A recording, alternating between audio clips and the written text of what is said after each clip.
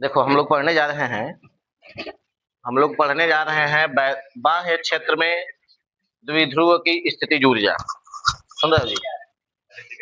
हम लोग पढ़ने जा रहे हैं बाह्य क्षेत्र में द्विध्रुव की स्थितिज ऊर्जा। ठीक है ना? ध्यान दीजिएगा किस तरह से गणना किया जाता है। तो सबसे पहले बाह्य क्षेत्र में द्विध्रुव की स्थितिज ऊर्जा क्या होती है, इस पर विचार किया जाएगा। मिटाने में हम लोग पढ़ने जा रहे हैं। इससे पहले हम लोग दो टॉपिक पढ़े हुए हैं। बाह्य क्षेत्र में एकल आवेश की स्थितिज ऊर्जा और उसके बाद बाह्य क्षेत्र में बाह्य क्षेत्र में दो आवेशों की स्थितिज ऊर्जा। ठीक है ना? ये दोनों टॉपिक हम लोग पीछे पढ़ चुके हैं। तीसरा पॉइंट अब उसमें है बाह्य क्षेत्र में द्विध्रुव की स्थितिज ऊर्जा। ठीक है ना? तो देखिए बाह्य क्षेत्र में द्विध्रुव की स्थितिज ऊर्जा की गणना कैसे किया जाता है। तो इस बाह्य क्षेत्र में द्विध्रुव की स्थितिज ऊर्जा देखिए, सुनिए, उस कार्य के बराबर होती है। सुन रहे हो जी? बाह्य क्षेत्र में द्विध्रुव की या किसी वैद्युत क्षेत्र में किसी द्विध्रुव की स्थितिज ऊर्जा उस कार्य के बराबर होती है जो द्विध्रुव को अनंत से क्षेत्र के अंदर लाने में करना पड़ता है। समझ में आया? कहां से लेकर के द्विध्रुव को कहां से लेकर के आना पड़ेगा? अनंत से। ठीक है ना? अनंत से क्षेत्र के अंदर लेकर के आने में जितना कार्य करना पड़ता है वही कार्य उस द्विध्रुव के अंदर स्थितिज ऊर्जा के रूप में संचित हो जाती है। समझ में आया? मतलब किसी वैद्युत क्षेत्र के अंदर किसी द्विध्रुव की स्थितिज ऊर्जा उस कार्य के बराबर होती है जो उस द्विध्रुव को अनंत से क्षेत्र के अंदर किसी बिंदु तक लाने में करना पड़ता। समझ में आया? कल भी यही बताया गया था। चलिए पहले इसके बारे में लिखिए जो लोग नहीं लिखे हैं। बोले देखिए वैद्युत क्षेत्र में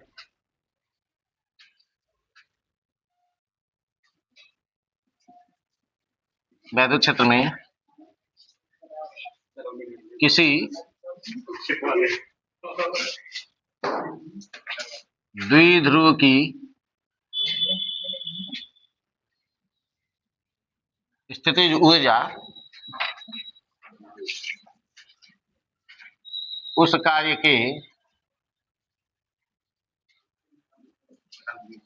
कार्य के बराबर होती है जो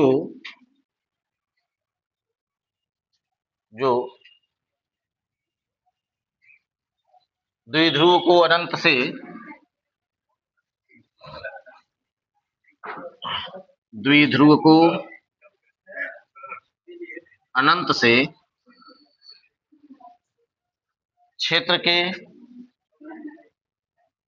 अंदर लाने में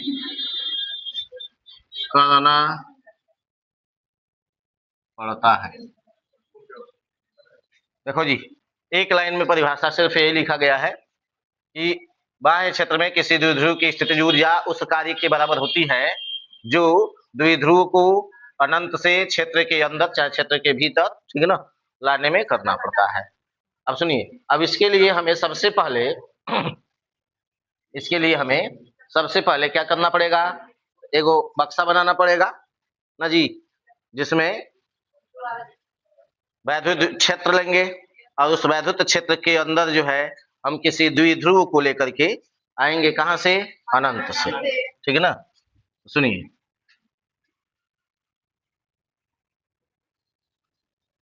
सबसे पहले यहाँ एक देखिए डिब्बा बनाए।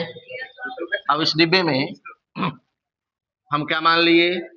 वैद्युत क्षेत्र है। सुनो, मान लेते हैं कि इस डिब्बे के अंदर वैद्युत क्षेत्र ई है। ठीक है ना? और ये ई किस तरह से है? ई ऐसे है कि इसकी बल रेखाएं इधर बाहर की तरफ, उधर की तरफ है ना जी। इस वैद्युत क्षेत्र के अंदर वैद्युत बल रेखाएं जो हैं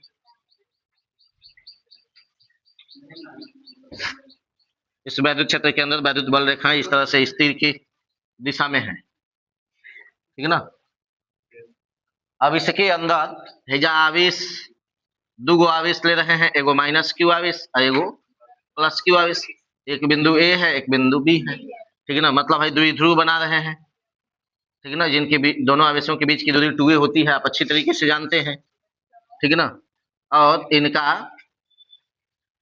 वैद्युत द्विध्रुव आघूर्ण P की दिशा जो होती है वह आप जानते हैं कि P की दिशा माइनस Q आवेश से प्लस Q आवेश की ओर होती है, और इसका मान जो है Q इंटू 2a के बराबर होता है। अब सुनो, यह आवेश कहीं बहुत दूर है, अनंत पर। कहाँ है ये? ठीक है ना। यह आवेश कहाँ, मतलब है दोनों द्विध्रुव जो है, ये दोनों आवेशों से बना ये द्विध्रुव अनंत पर है, ठीक है ना। अनंत से इस द्विध्रुव को लेकर के आना है कहां पर? वैद्युत क्षेत्र के अंदर, ठीक है ना। इसको यहां से हम लेकर के आ रहे हैं कहां पर? वैद्युत क्षेत्र के अंदर, समझे। तो देखिए मान लीजिए उसको यहां से आए है ना, देखो यहां से है, अनंत से लेकर के आए कहां तक? वैद्युत क्षेत्र के अंदर, ठीक है ना। अनंत से इसको यहां से इधर लेकर के आ रहे हैं, ठीक है ना, वैद्युत क्षेत्र में। जब वो उधर से इधर आएगा, वहां से इधर आएगा, ठीक है ना, तो वहां से जब इधर आएगा तो यहाँ कौन सा आवेश होगा? माइनस Q आवेश। यहाँ कौन सा आवेश होगा? जैसे जो है वैसे ही ना रहेगा। अब इनके बीच की दूरी आप जानते ही हैं कि 2a है, समझे। ये द्विध्रुव आघूर्ण P है। देखो अब इस द्विध्रुव को इस प्रकार लाया गया है, इस द्विध्रुव को अनंत से वैद्युत क्षेत्र के अंदर इस प्रकार लाया गया है, ठीक है ना, ताकि इसके वैद्युत द्विध्रुव आघूर्ण P की दिशा जो है, सुन रहे हो, वैद्युत द्विध्रुव आघूर्ण P की दिशा वैद्युत क्षेत्र की दिशा में ही रहे। वैद्युत क्षेत्र की दिशा नहीं बदली हुई है ना जी। वैद्युत द्विध्रुव आघूर्ण P की दिशा में परिवर्तन नहीं हुआ है। P की दिशा यहाँ भी वैद्युत क्षेत्र की दिशा में है, और यहाँ भी उसी दिशा में दिखाई दे रहा है। हमें वैद्युत क्षेत्र की दिशा दिखाई गई है ना, समझ रहे हो ना। है आवेश को इसको द्विध्रुव को इस प्रकार इसके अंदर लेकर के आना है, ठीक है ना, कि किसकी दिशा न बदले? वैद्युत द्विध्रुव आघूर्ण P की दिशा सदैव किस दिशा में रहे? वैद्युत क्षेत्र की दिशा में रहे। समझ में आया? इस द्विध्रुव को जब हम लोग इधर लेकर के आएंगे वैद्युत क्षेत्र के अंदर, तो इसको इस प्रकार से लेकर के आएंगे ताकि इसके वैद्युत द्विध्रुव आघूर्ण P की दिशा न बदले। किधर रहनी चाहिए? वो वैद्युत क्षेत्र की दिशा, ठीक है ना। अब कब रहेगा? जब है ने माइनस Q आवेश रखेंगे, इधर प्लस Q आवेश रखेंगे। अगर है आवेश को अगर है घुमा देंगे तब क्या होगा? P की दिशा बदल जाएगी ना, उसको घुमाना उमाना नहीं है। ये जैसे है वैसे ही इधर लेकर के आया गया है, देखिए समझ रहे हो ना। तीर है ना, दिखाई भी किए हैं, ऐसे इधर से लेकर के आया गया। अब उसको यहाँ लाने में एक छोटी सी घटना हो रही है। क्या क्या हो रही है देखिएगा।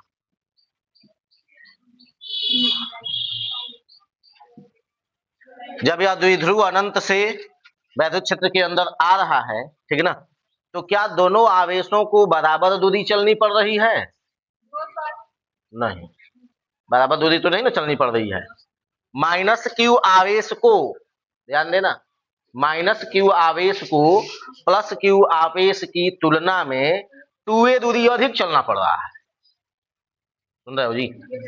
माइनस Q आवेश को प्लस Q आवेश की तुलना में 2a दूरी अधिक चलना पड़ रहा है, ठीक है ना।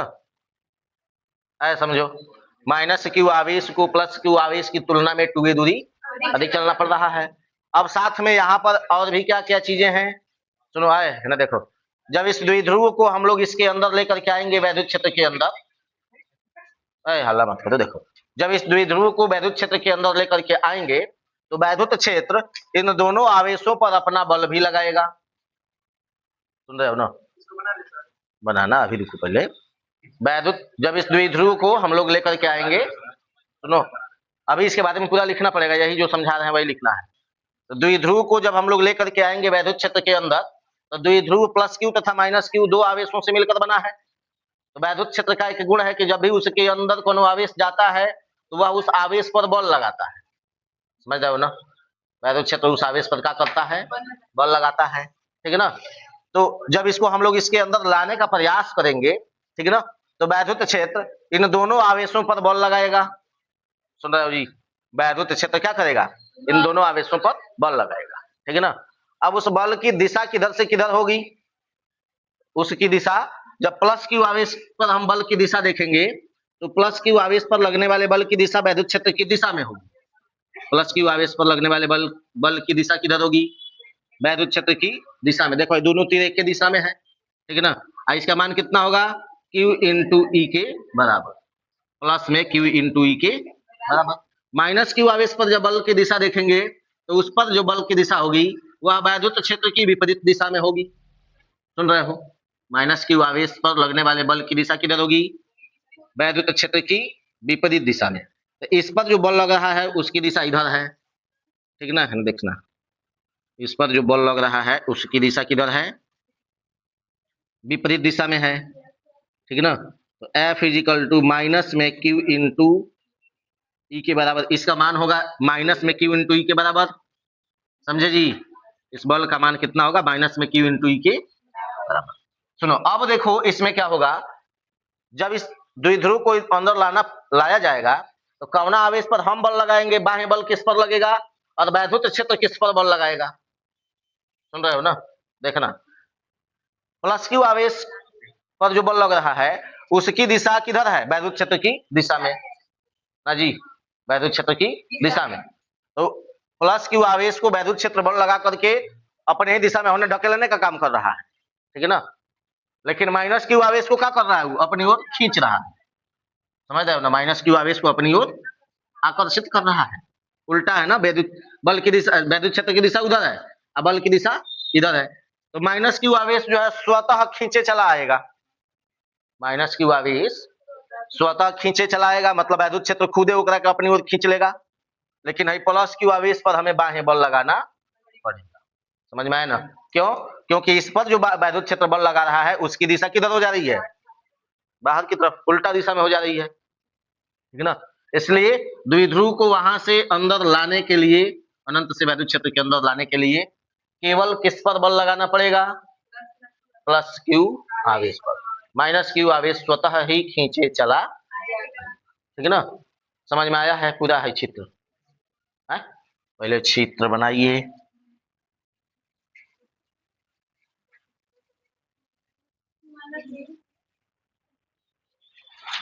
देखो यहाँ लिखिए, देखो देखिए लिख रहे हैं, माना कि ए बी एक वैद्युत द्विध्रुव है जो माइनस क्यू तथा प्लस क्यू कूलाम के दो आवेशों से मिलकर बना है, जिनके बीच की अल्पतम दूरी, जिनके बीच की अल्पतम दूरी 2a है, ठीक है ना। अब तथा यह अनंत पर स्थित है, सुन रहे हो ना, तथा यह अनंत पर स्थित है, ठीक है ना।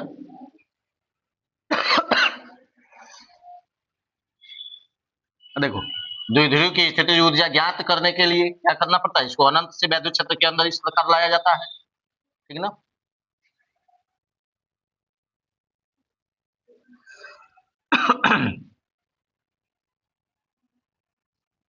द्विध्रुव की स्थितिज ऊर्जा ज्ञात करने के लिए, सुन रहे हो जी, द्विध्रुव की स्थितिज ऊर्जा ज्ञात करने के लिए, ठीक है ना, इसे अनंत से, इसे अनंत से कहाँ लाया जा रहा है, बोलो जी, अनंत से कहाँ लाया जा रहा है, वैद्युत क्षेत्र के अंदर। इसे अनंत से एक समान वैद्युत क्षेत्र ई में, एक समान वैद्युत क्षेत्र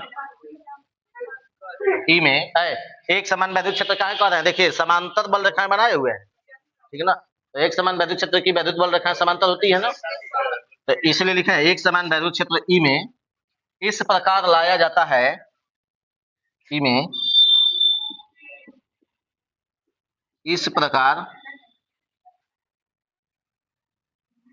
लाया जाता है कि द्विध्रुव वैद्युत द्विध्रुव का वैद्युत द्विध्रुव आघूर्ण, ठीक है ना, पी को वैद्युत द्विध्रुव आघूर्ण ना कहते हैं, इस प्रकार लाया जाता है कि द्विध्रुव का वैद्युत द्विध्रुव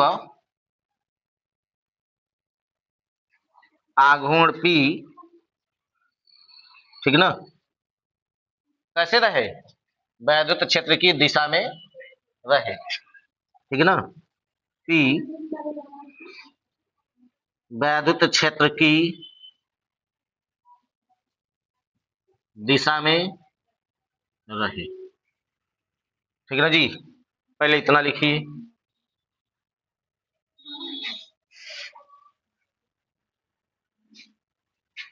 अब है ना, सही मिटा दे रहे हैं।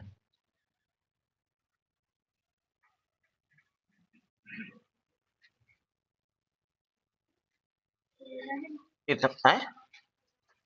हाँ जी, तो है, निचवा लिखा नहीं पा रहा है,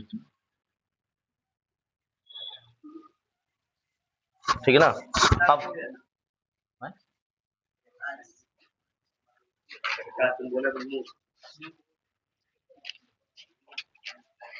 सुनो, अब आगे क्या किया जाएगा,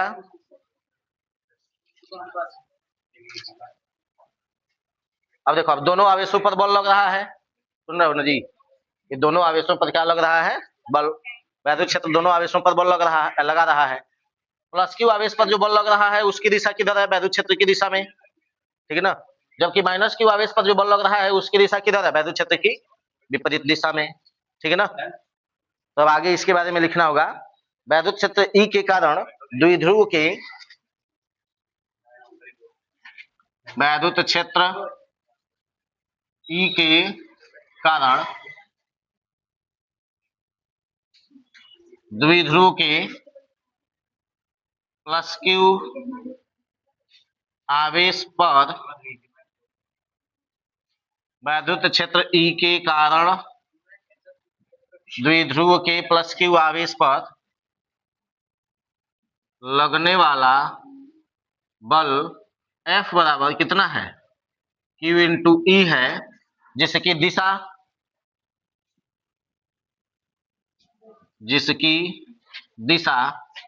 किधर है,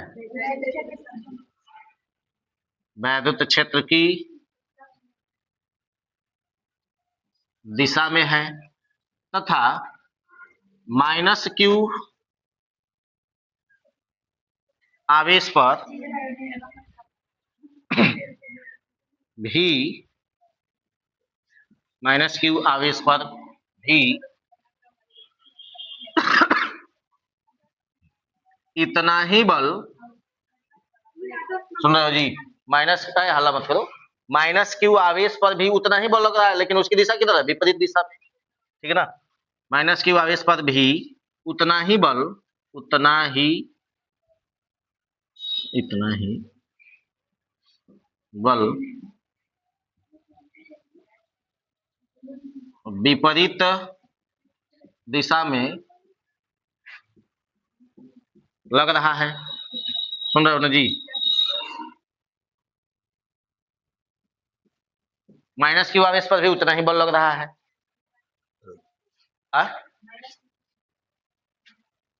डायरेक्ट लिख दिए हैं, उतना ही बल विपरीत दिशा में लग रहा है, ठीक है ना, समझे। अब क्या होगा, अब इसके कारण क्या होगा बताओ, माइनस क्यू आवेश जो है वैद्युत क्षेत्र में स्वयं खींचे चला आएगा, ठीक है ना, जबकि प्लस क्यू आवेश पर बाह्यकर्ता द्वारा बल लगाना पड़ेगा, ठीक है ना, समझ रहे हो ना।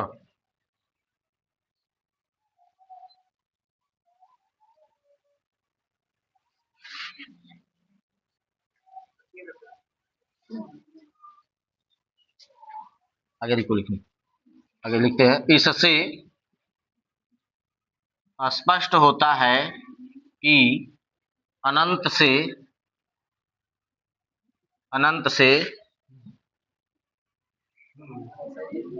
वैद्युत क्षेत्र के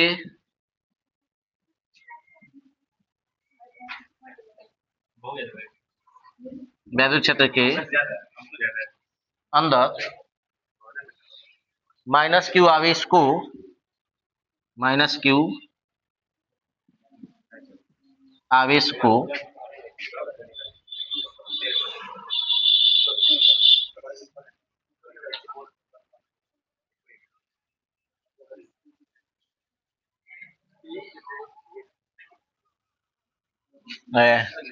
इससे स्पष्ट होता है कि अनंत से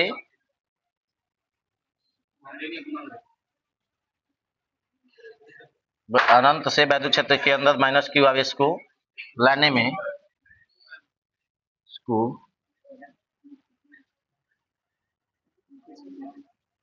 में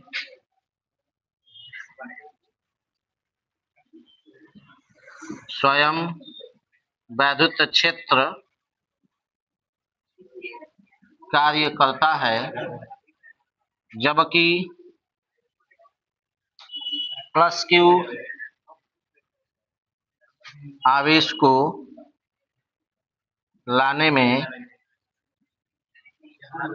बाह्य कर्ता द्वारा कार्य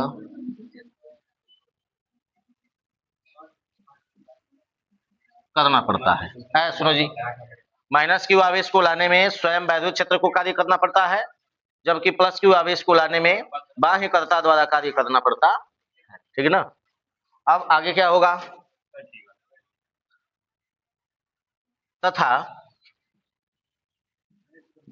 माइनस क्यू आवेश को प्लस क्यू आवेश की तुलना में 2a दूरी अधिक चलनी पड़ती। पहले इतना लिखिए,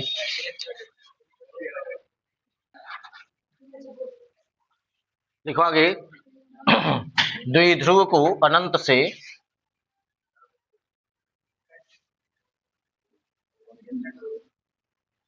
आगे लिख लेना, अतः, ठीक है ना, तब लिखना आगे। द्विध्रुव को अनंत से वैद्युत क्षेत्र के भीतर लाने में क्षेत्र द्वारा किया गया कार्य W बराबर माइनस क्यू आवेश पर लगने वाला बल, ठीक है ना जी। माइनस क्यू आवेश पर लगने वाला बल कितना है, माइनस में क्यू इंटू है ना, मिटा देना अब चित्र ही।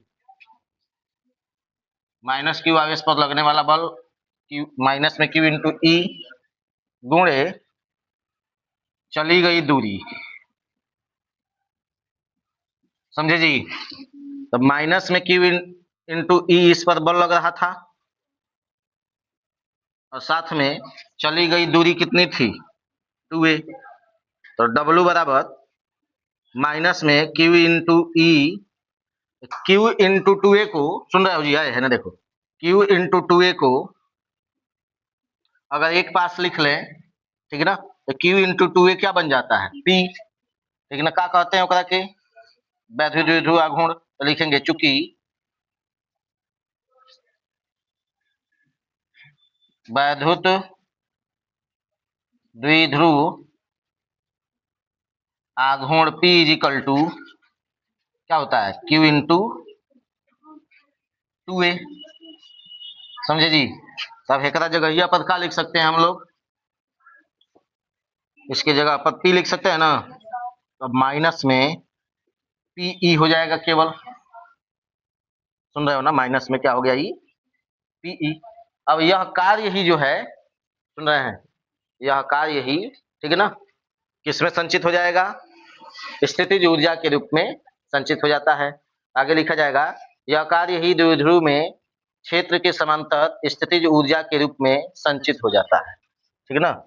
आगे लिखेंगे, यह कार्य ही क्षेत्र के समांतर स्थितिज क्षेत्र के समांतर स्थिर वैद्युत स्थितिज ऊर्जा, स्थिर वैद्युत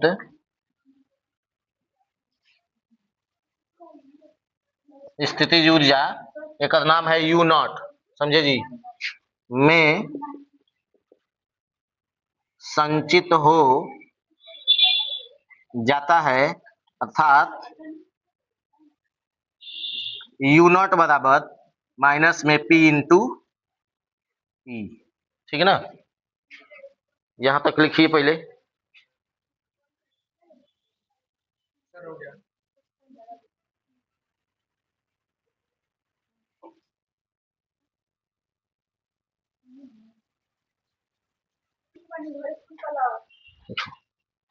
आगे लिखो, अब यदि